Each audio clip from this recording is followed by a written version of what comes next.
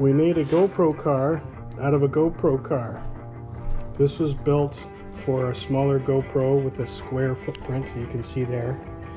And what we've done is hot glued, cement glued, and Gorilla taped the GoPro mount inside the base of the GoPro car. And so you just strap the camera on there and away you go.